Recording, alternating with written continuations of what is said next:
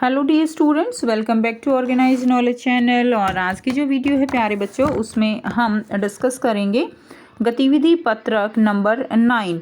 और ये जो गतिविधि पत्रक है ये आपके लिए 27 जनवरी 2022 के लिए शेड्यूल की गई है। आज की जो वर्कशीट है बच्चों, उसमें जो है पठन अभियान के तहत राज्य शैक्षिक अनुसंधान एवं प्रशिक्षण परिषद, इसकी ओर से आपके लिए ये वर्कशीट जो है वो शेड्यूल की गई है। 100 डेज का आपका पठन अभियान रहेगा, ठीक है। आज की जो वर्कशीट है वो गणतंत्र दिवस के ऊपर ही आधारित है। पिछली वर्कशीट में भी हमने गणतंत्र दिवस से रिलेटेड ही जो है कुछ प्रश्न किए थे और समझा था कि गणतंत्र दिवस जो है वो कैसे मनाया जाता है। ये जो वर्कशीट है ये भी आपकी हिंदी की वर्कशीट रहेगी, तो ये आपको अपनी हिंदी की कॉपी में करनी है। और अगर आपने जेनरिक विषय की अलग से कॉपी लगा रखी है तो आप उसमें भी इसको कर सकते हो। तो देखिए बच्चों, क्या दिया गया है। आपने 26 जनवरी की परेड जो है कल टीवी पर देखा होगा और उसके बारे में सुना होगा। तो बच्चों, हम जानते हैं ना कि 26 जनवरी को जो है परेड होती है और अलग अलग झांकियां निकलती हैं। तो 26 जनवरी की परेड जो है वो पूरा टीवी पर प्रसारण जो है वो किया गया है, ठीक है। तो आपने उसको ज़रूर देखा भी होगा और उसके बारे में सुना होगा। हमारे देश का संविधान 26 जनवरी 1950 को लागू हुआ था। हमारे देश का संविधान कब लागू हुआ था? 26 जनवरी 1950 को लागू हुआ था। और इसी खुशी को हम हर साल गणतंत्र दिवस के रूप में मनाते हैं, ठीक है। और इस दिन क्या होता है बच्चों? राष्ट्रीय पर्व होता है और जो है हमारी जो क्या रहती है, छुट्टी भी रहती है। और भारत का संविधान बनने में 2 साल 11 महीने व 18 दिन का समय लगा था। तो आपको इसको अच्छे से पढ़ना है, रीड करना है, क्योंकि ये आपका रीडिंग कैंपेन है।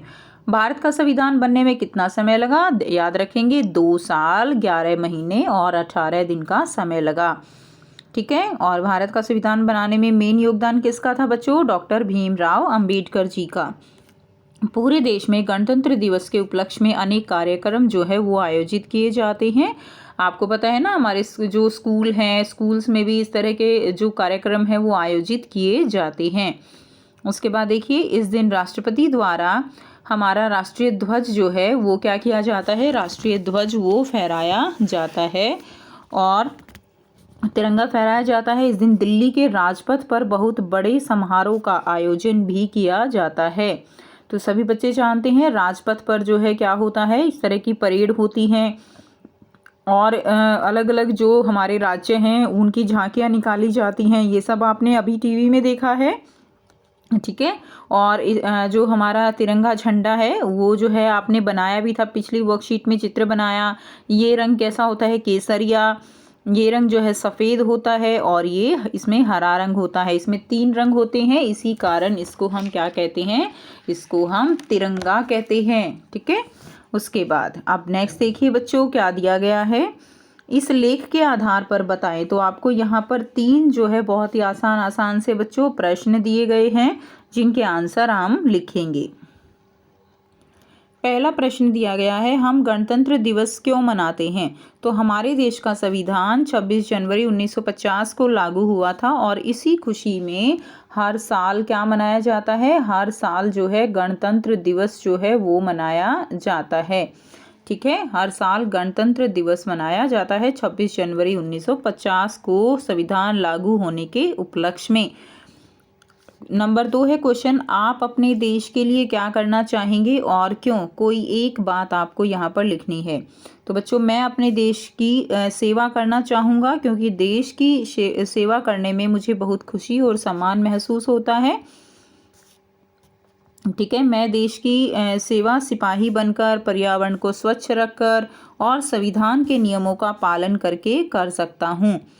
तो आप लिखेंगे कि आप अपने देश के लिए क्या करना चाहेंगे। तो हर कोई बच्चा अपने देश के लिए अलग अलग तरीके से अपने देश की उन्नति में, विकास में अपना योगदान देना चाहता है। कोई देश की सेवा जो है दूसरों की सहायता करके भी आप कर सकते हो। देश की सेवा देश के प्रति साफ सफाई रख के, देश के प्रति सम्मान रख के, ठीक है, इस तरह से भी की जा सकती है। बहुत सारे तरीके हैं अपने देश के प्रति अपना जो अपनत्व है उसको दिखाने के। तो इस तरह से आप अपना आंसर लिख देंगे। यानी अगर आप पर्यावरण को साफ सुथरा रखते हो तो भी वो क्या है, वो भी हमारे देश के लिए क्या है, एक तरह की सेवा है, और संविधान के नियमों का हम पालन करते हैं। तो इस तरह से जो है आप आंसर लिख देंगे। नेक्स्ट देखिए क्वेश्चन नंबर 3 है, निम्नलिखित शब्दों को शामिल करते हुए एक छोटी सी कहानी लिखें और अपने शिक्षक शिक्षिका अभिभावक को दिखाएं और उन्हें सुनाएं। ठीक है, तो आप जो कहानी लिखनी है उसमें विद्यालय, बच्चे, झंडा, देशभक्ति, शपथ, खुशी, सम्मान, ये सब हम जो है इनको लेकर एक कहानी हमें बनानी है। तो देखिए, भारत 15 अगस्त 1947 को स्वतंत्र हुआ और 26 जनवरी 1950 को इसका संविधान जो है वो क्या हुआ, प्रभावी हुआ। संविधान प्रभावी होने का मतलब क्या है कि संविधान जो है वो लागू हुआ। इस संविधान के अनुसार भारत देश एक लोकतांत्रिक, संप्रभु तथा गणतंत्र देश घोषित किया गया। ठीक है, हमारे विद्यालय में गणतंत्र दिवस बहुत खुशी के साथ मनाया गया, झंडा फहराया गया, बच्चों ने देशभक्ति गीत भी गाए, हम सभी ने देश का सम्मान करने और नियमों का पालन करने की भी क्या ली, शपथ ली। तो सभी बच्चों ने क्या किया, सभी बच्चों ने झंडे फहराए। और जो क्या करते हैं उस दिन, सभी बच्चों के स्कूल में मनाया जाता है ना, तो बहुत सारे बच्चे जो है उसमें पार्टिसिपेट भी करते हैं, डांस कॉम्पिटिशन्स होते हैं, और इस तरह से अलग अलग जो है मनाए जाते हैं अलग अलग तरीके से। यानी झंडा जो है वो फहराया जाता है। ठीक है, तो इस तरह से जो है किया जाता है। तो ये थी प्यारे बच्चों आपकी आज की वर्कशीट। आई होप सभी बच्चों को ये क्लियर है।